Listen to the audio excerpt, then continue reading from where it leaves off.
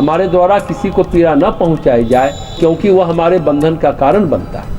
यद्यपि शुभ कर्म भी हमें बांधता है और अशुभ कर्म भी हमें बांधता है। कर्म ही बंधन है, पर कर्म किए बिना कोई रह भी नहीं सकता है।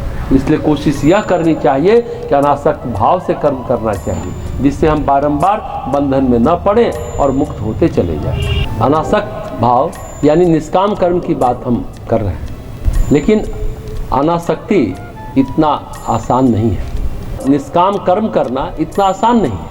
निष्काम कर्म का हमें सही मतलब समझ में आना चाहिए। 100% अपने काम पर कंसंट्रेट हो, फोकस करें। परिणाम क्या होगा ये भूल जाए। गीता में भी भगवान कहते हैं माँ फलेषु कदाचन। अरे 100% कर्म लगेगा तो परिणाम भी 100% आएगा। एक बात महत्वपूर्ण है, सबसे पहले ये समझना होगा कि परिणाम विहीन कर्म निष्काम कर्म नहीं है। अरे कर्म होगा तो परिणाम होगा ही होगा। परिणाम की चिंता से विहीन कर्म ही निष्काम कर्म। इस तरह से अगर हम सोचें और तब कर्म करें तो बार बार बंधन में नहीं पड़ेंगे और मुक्त होते चले जाएंगे। मनुष्य जीवन की श्रेष्ठता है कि ऐसे कर्म करें कि चित्त शुद्ध हो। और आप प्रधानमंत्री बनते हो कि डॉक्टर बनते हो या कलेक्टर बनते हो, या आपको लोग स्मरण करते हैं या आपके लिए स्मारक बनाए जाते हैं, आपकी मूर्तियां लगाई जाती है, इसका कोई अर्थ नहीं। चित्त को कितना शुद्ध किया, इसका अर्थ मनुष्य जीवन में ही यह हो सकता है।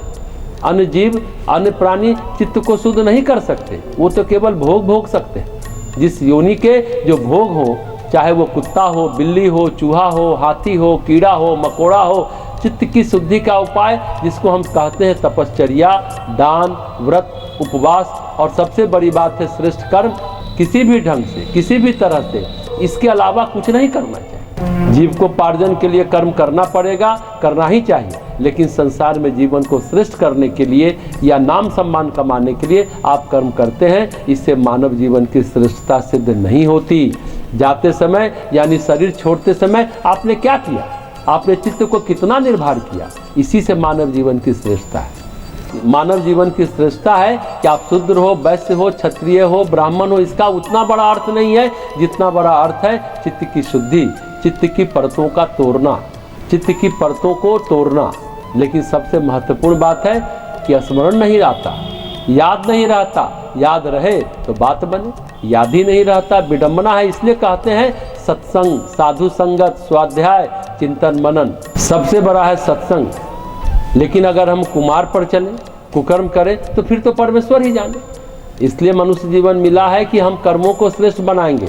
इसका उद्देश्य मनुष्य जीवन के श्रेष्ठता की अनुभूति है। कर्म को श्रेष्ठ बनाए, जो संभव है तो उसको संभव बनाए। मनुष्य जीवन की श्रेष्ठता का आधार है कर्म।